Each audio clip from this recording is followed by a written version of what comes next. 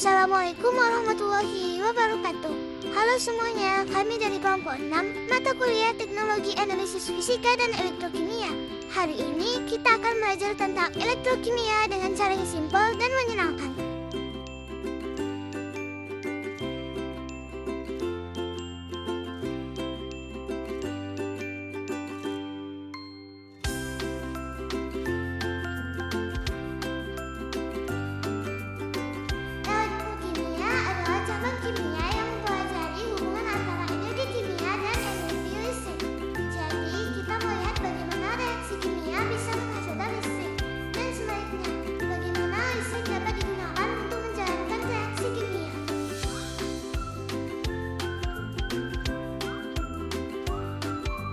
Kita mulai dari konsep dasar dulu.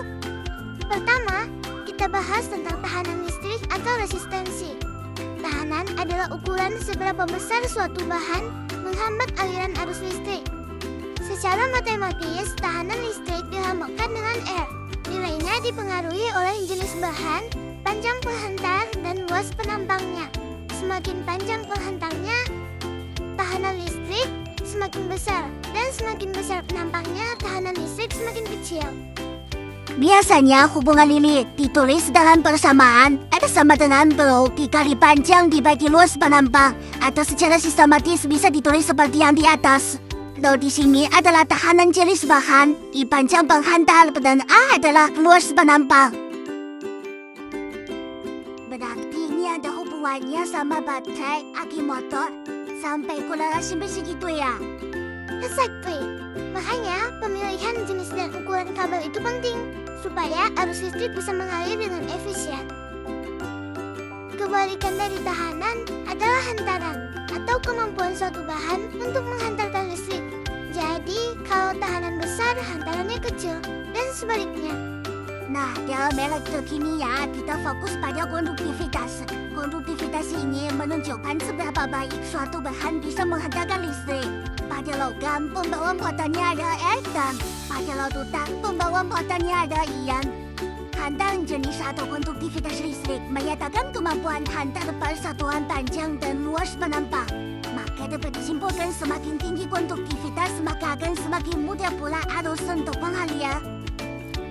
Pada larutan elektron, konduktivitas dipengaruhi oleh jumlah ion bebas, massa ion, mobilitas ion, konsentrasi, viskositas balut, dan suhu. Biasanya, kalau suhu naik, yang lebih mudah bergerak, sehingga konduktivitas juga meningkat. Berarti, larutan yang banyak ionnya dan suhunya yang agak lebih tinggi, biasanya lebih bagus menghantarkan listrik ya? Iya, itu salah satu alasannya kenapa pengaturan kondisi larutan penting dalam pengukuran elektrokimia. Selanjutnya, kita bahas hantaran molar. Hantaran molar adalah kemampuan semua ion yang dihasilkan oleh satu molar elektrolit dalam larutan untuk menghantarkan arus listrik.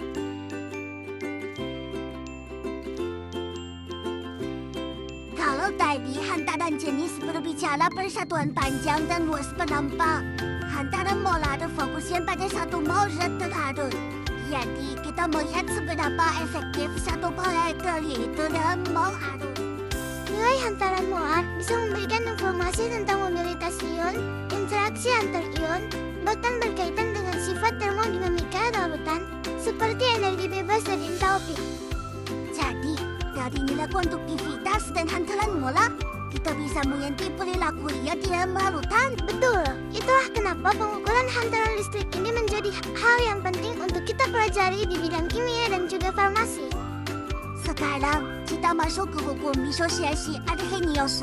Arrhenius menjelaskan bahwa asam dalam air akan melepaskan ion H+, sedangkan asam melepaskan ion O-. Ketika suatu zat elektrolit dilarutkan dalam air dan terdisosiasi menjadi ion, larutan itu menjadi mampu menghantarkan listrik. Air murni sendiri hanya punya sedikit sekali ion, jadi konduktivitasnya sangat rendah. Hukum disosiasi Arrhenius menyatakan bahwa derajat disosiasi elektrolit lemah meningkat dengan pengenceran. Artinya, makin encer larutan, makin banyak molekul yang terurai menjadi ion. Jadi, kalau kita hancurkan larutan asam lemah, Misalnya CH3 CO, makin banyak molekul yang berubah jadi ion CH3. CO minta tahap personal. Ya benar, karena itu efek pengenceran juga harus diperhitungkan dalam perhitungan konduktivitas elektrolit lemah. Reaksi redoks adalah reaksi yang melibatkan perpindahan elektron. Satu spesies akan melepaskan elektron dan mengalami oksidasi, sementara spesies lain menerima elektron dan mengalami reduksi. Dalam reaksi redoks, selalu ada dua pemeran penting, agen pengoksidasi dan agen pereduksi. Agen pengoksidasi adalah zat yang menyebabkan jalan teroksidasi, tapi dia sendiri mengalami reduksi. Sebaliknya, agen pereduksi adalah zat yang menyebabkan zat lain mengalami reduksi, sementara dirinya sendiri teroksidasi. Misalnya, yang logam tertentu bisa bertindak sebagai pereduksi, dan senyawa yang mengandung oksigen bisa menjadi pengoksidasi. Berarti setiap kali ada oksidasi, pasti ada reduksi yang menyertainya ya? Tak bisa berdiri sendiri. Iya, betul sekali. Karena elektron yang dilepas oleh suatu spesies pasti diterima oleh spesies yang lain. Dan inilah dasar dari kerja sel elektrokimia. Sekarang kita bahas sel Volta atau sering disebut sel galvanik. Sel ini memanfaatkan friksi elektron sepadan untuk menghasilkan energi listrik. Contoh yang sering digunakan adalah sel Cn dan Cu. Di satu bencana, ada elektroda sel Cn yang dicelupkan di dalam larutan Cn-4. Di bencana lain, ada elektroda tembaga Cu dan larutan Cu-4. Elektroda sel bertindak sebagai anoda. Di sini, sel teroksidasi menjadi sel 2+ dan melepaskan elektron. Reaksinya, sel padat menjadi sel 2+ plus 2 elektron. Elektron yang dilepas mengalir melalui kawat menuju elektroda Cu yang bertindak sebagai katoda. Di katoda, yang tembaga 2+ menerima elektron dan tereduksi menjadi tembaga padat. Reaksinya yaitu yang tembaga 2+ ditambah 2 elektron menjadi tembaga padat. Jembatan kalam berisi elektrolit kuat menghubungkan kedua larutan dan menjaga keseimbangan muatan sehingga aliran elektron bisa berlangsung terus-menerus.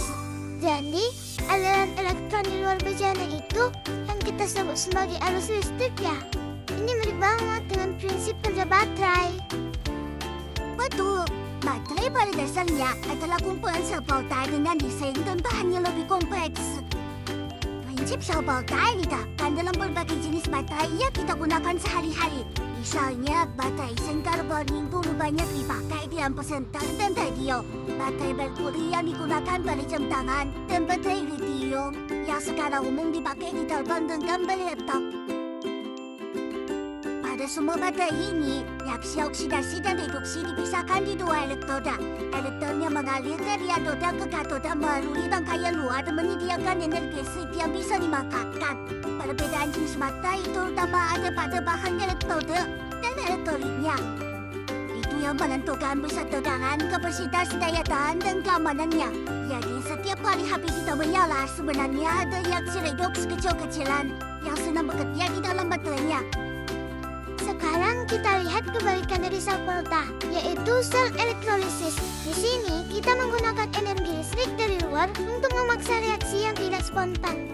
Pada sel elektrolisis, katoda dihubungkan ke kutub negatif sumber listrik dan anoda ke kutub positif.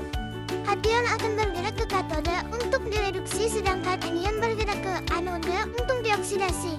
Salah satu contoh penerapannya adalah penyepuhan logam. Misalnya, kita ingin melapisi cincin dengan emas. Cincin dipasang sebagai katoda, elektroda emas sebagai anoda, dan larutannya mengandung ion emas.